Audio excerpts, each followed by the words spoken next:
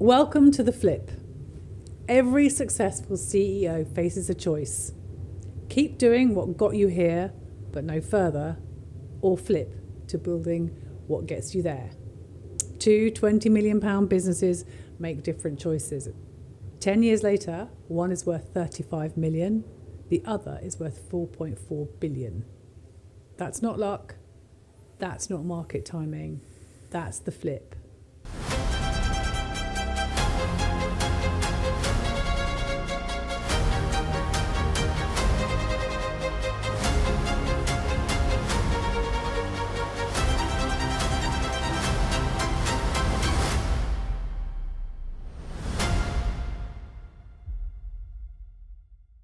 From founder dependent to enterprise, from hero to architect, from 35 million to 4.4 billion.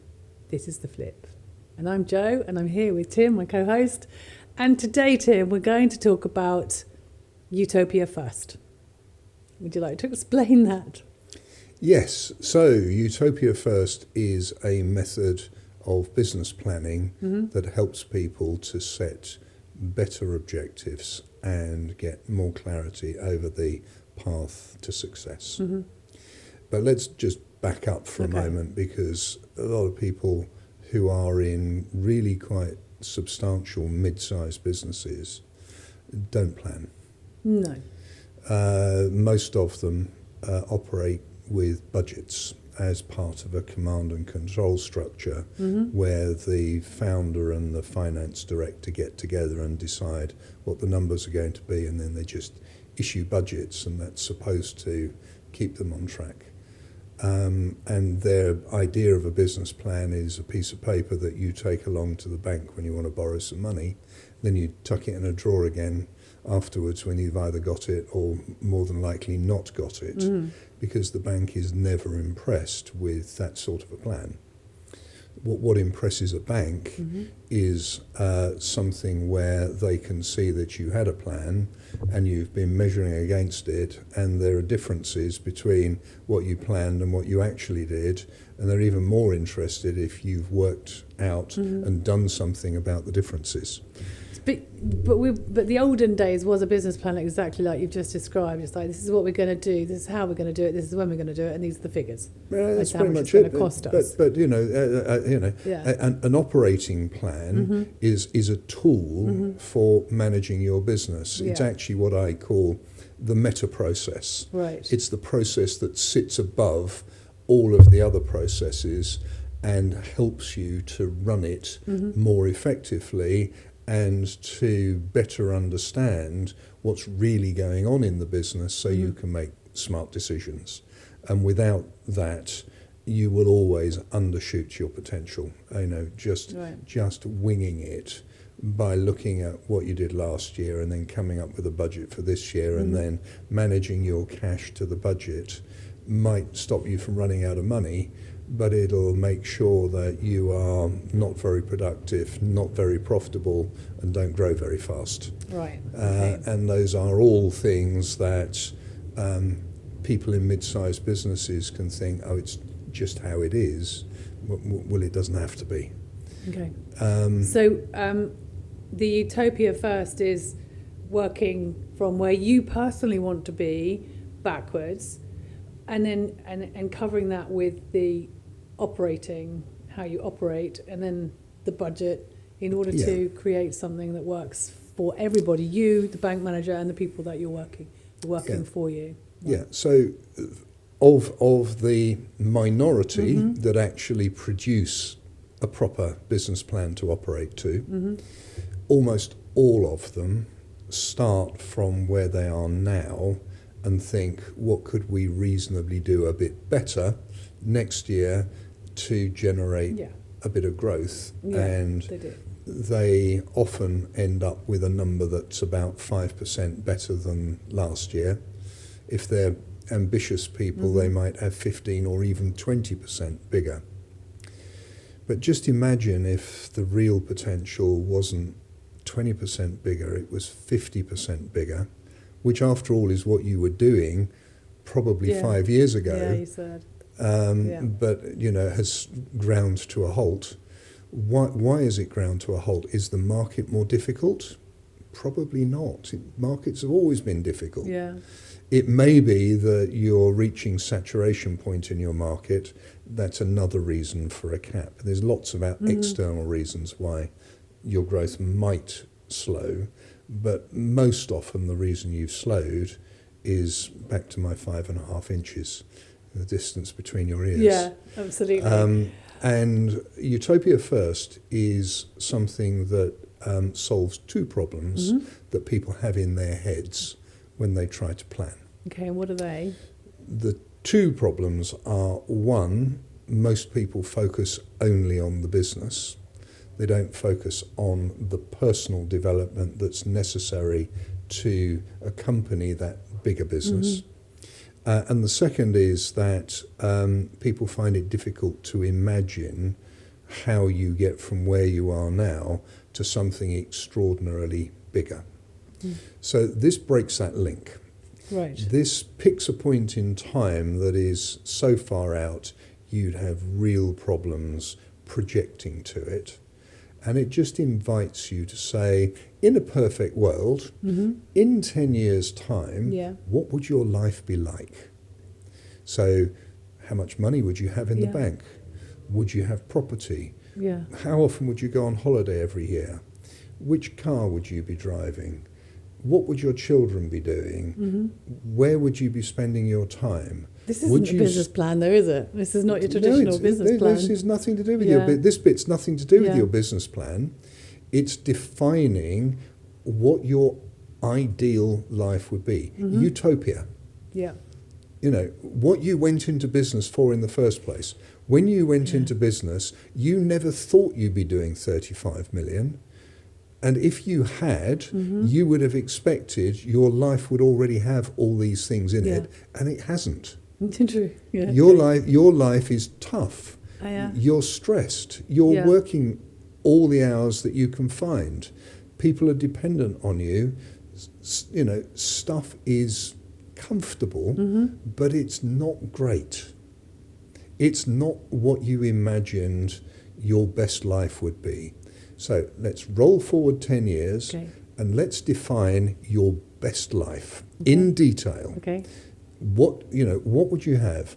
And if that's saying to you, I'd only be in the office 2 days a week, you're only going to be in the office 2 days a week in your plan for 10 years out. Right. Now, for you to have all of those things, all of that wealth and all of that freedom, your business is probably going to need to be way bigger than it is right now. You maybe are going to, instead of only operating from one site in the UK, you may be going to go international, or you may be going to have multiple sites across the UK. You may need to acquire a competitor. There's all kinds of things you may want to have.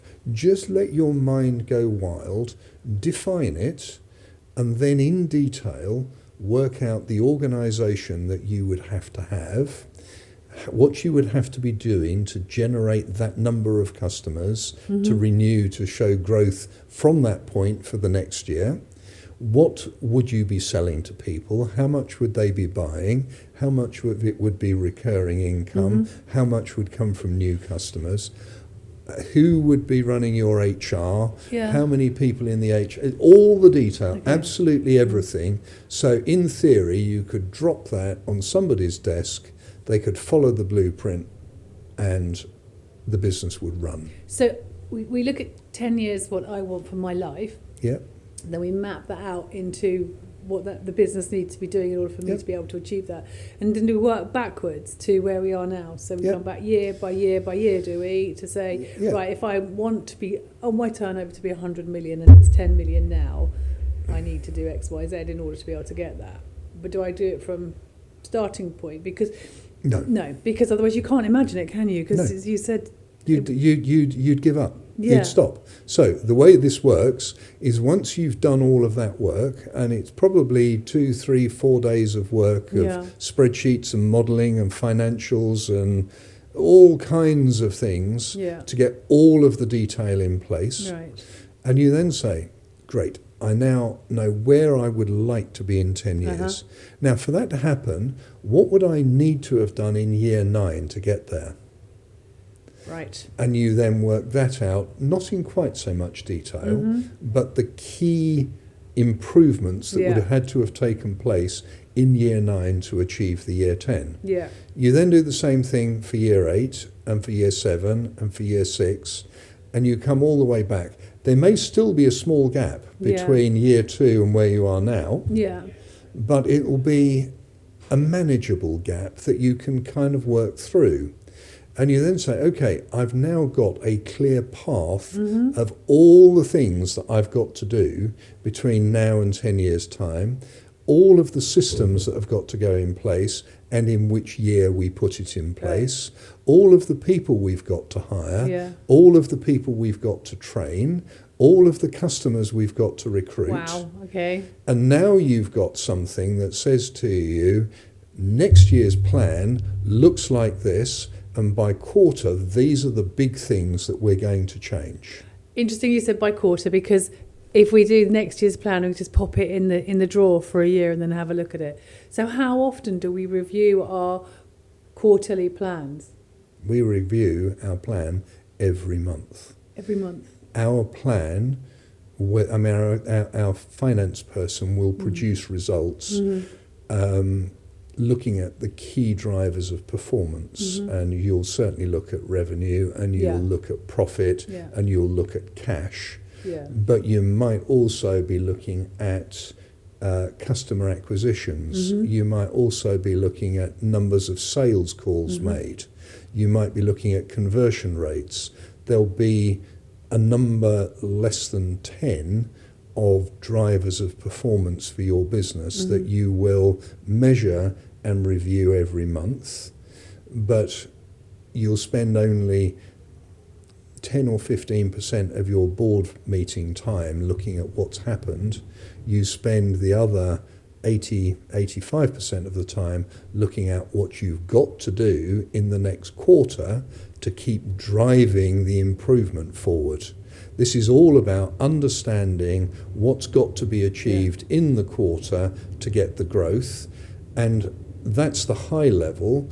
The low level is each of your people needs to know how they make their difference to make that number happen. Well, I was going to say that needs a level of commitment and preparedness, doesn't it, for bringing the numbers, so otherwise you do waste a lot of time arguing about what's happened. So you need to understand when you come to the table, your board every month, what's happened and what you need to do to go forward and what's coming next. Otherwise. But the big difference is that if you remember from the last session, we've got our voice of reason, the finance director, whispering in our ear, we can't do this. 5% is reasonable. And our let's not take a risk. Utopia First method told us it's not 5%, it's 45%. Now, to hit 45% takes just a little bit of organising. Just a tad. If 5% just happens without working too hard, we've got to actually get everybody lined up, focused, properly trained, understanding, making decisions for themselves at many times the rate they were before. Rather than bringing you problems, they're bringing you issues and solutions. Yes. So that you are no longer having to initiate everything, decide on everything. You are simply being presented with, we've got an issue, I've worked out a potential solution, can I go with it? Yeah. So yes. you're actually changing the culture. Changing everything. Yeah. But what you're doing is you're saying, I now am really clear about what success looks like for me, and I'm really clear about what success looks like for my business. Yeah. And we are not deviating from the path, and it's not a question of if, it's now a question of how. Right. We've now got our problem-solving capability that we've proven ever since we founded the business. We're damn good at solving problems. We've now defined the problem, and it's now how. Right. And we're now working out not if we're going to grow, we are going to grow at 45%, now it's how.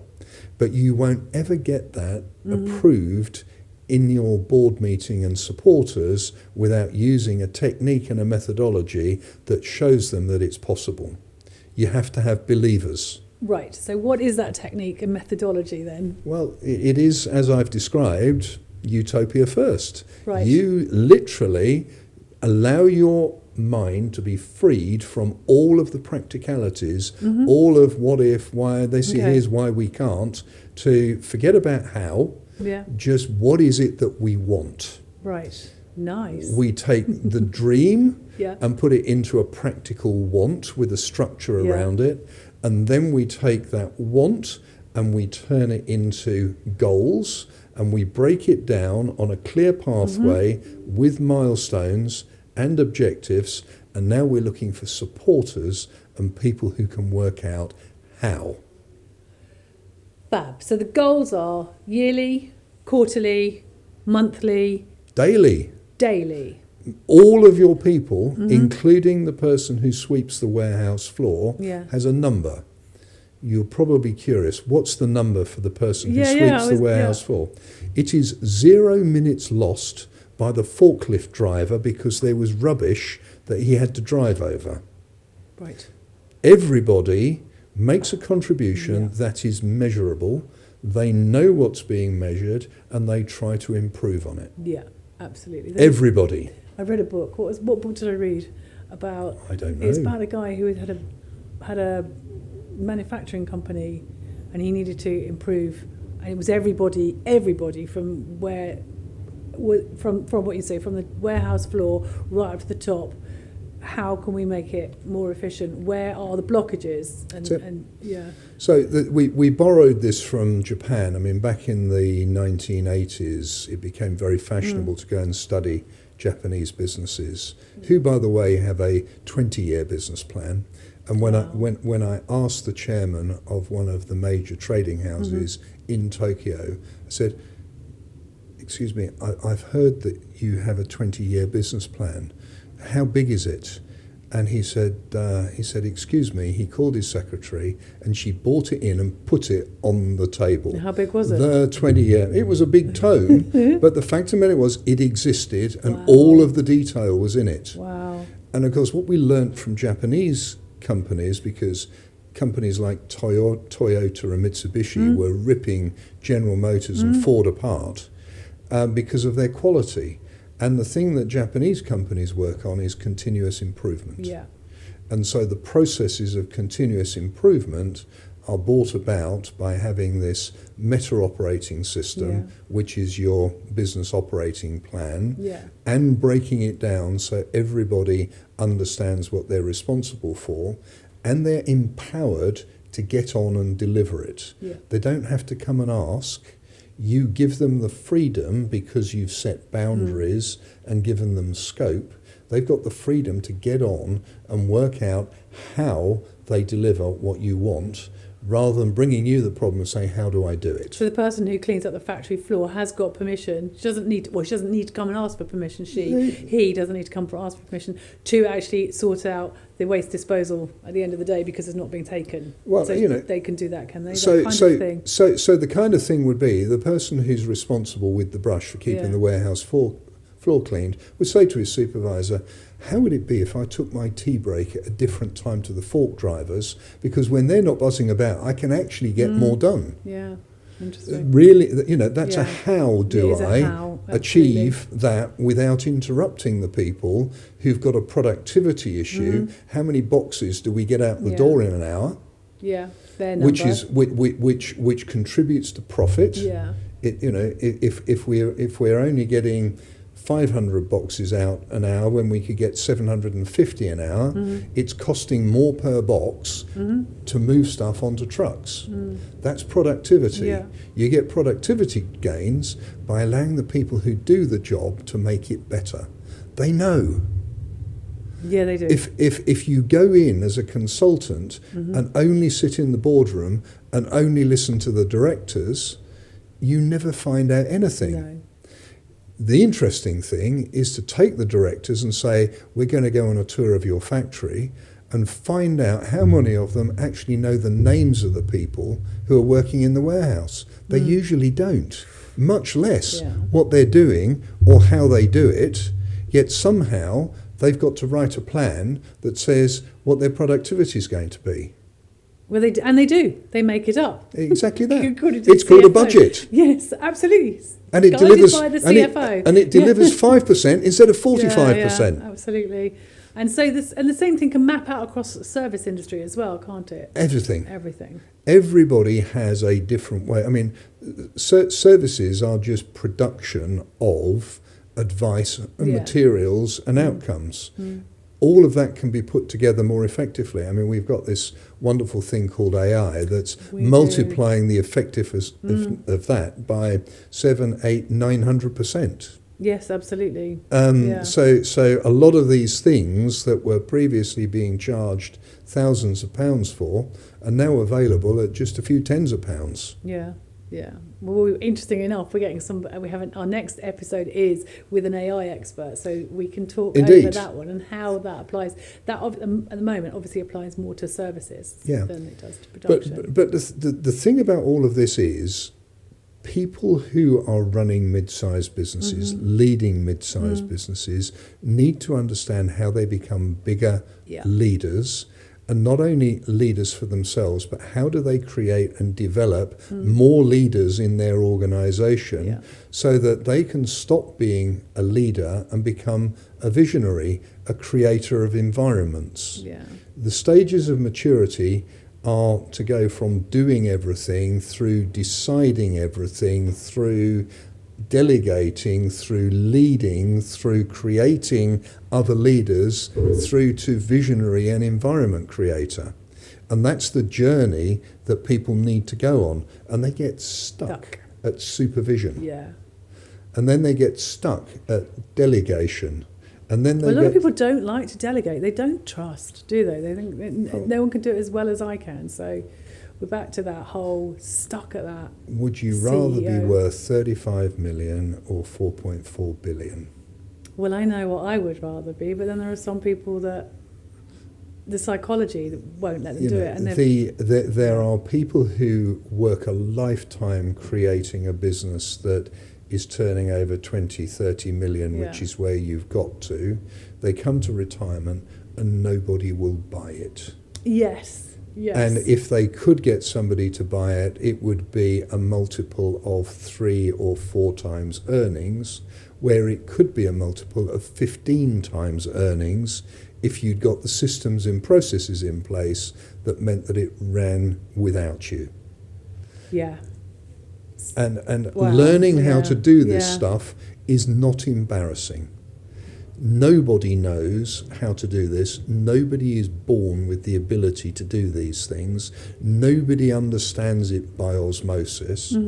We all have to learn it, and you can only learn it if you surround yourself with people who actually know and have done it. Yeah, absolutely. And so part of what we're doing with this podcast is to show you the tools, show you the how, but also introduce you to people who have done it or are in the process of doing it. And even those that have made big mistakes as well, that haven't managed to do it, and they know why. So everything that we do is helping you understand the processes that people have gone through. It's actually worked. The processes and giving you some of the processes. But the big thing in this episode is the utopia. Start with the end in mind. Start with the end in mind and make sure that you get number one yourself right first, because without that, you will end up building something that means you never achieve your personal success. Yeah. You need to build something that is designed to deliver your personal version of success. It is a structure to serve you, not you serving the structure. And so does that tie into the deeper why I'm doing this, the purpose behind something? That's part of you defining your own success. Right. You know, it's you can't live life on purpose until you've understood yourself and defined what you would like to see looking back on your last day on earth. Yeah. Okay, so we start. It's philosophical. I mean, No. I'm not a religious man. No. I'm very pragmatic and practical. But at the end of our, 75, 80 years, however long we, are fortunate to be given, we will want to look back and say, I did this. I made a pretty good use of my life. Yeah. Or we can look back and say, just wish I'd done things differently. And what a shame. Yeah. It's much better to be able to look back and say, I have thoroughly enjoyed the ride. Yeah. Brilliant. So, and of course, you are then willing to put the effort in and to make the differences and to change the structure and the strategies and to get everything in place if you're doing it for that reason. If you're doing it just for money, it just kind of all just, as you say, we could end up flatlining at Phoenix or all of those mistakes. But it all begins with just understanding that this is the enemy of success is ego. Right. Humility, curiosity, and an appetite for learning is what drives success. The smaller you are in the room, the bigger you will become. If you are the smartest person in the room, you are cramping your own ability to grow. You need to find because another room. we need other people to lift us up. We do, yeah. Always. No, you're absolutely right. You are who you spend your time with, so you need to spend time with. Absolutely. I think that's quite a good place to stop, don't you? It probably is. And so our next episode is going to be with Gerard Fogarty, and he is bringing AI to the table. So Gerard is a young genius. I was very fortunate to meet him.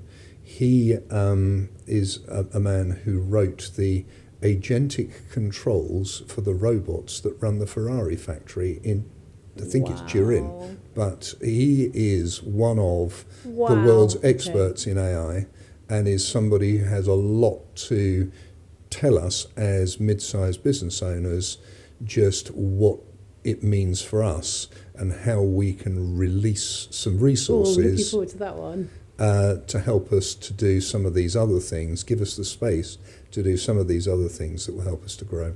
Fabulous. I look forward to that. Thanks very much, Tim. Great, thank you.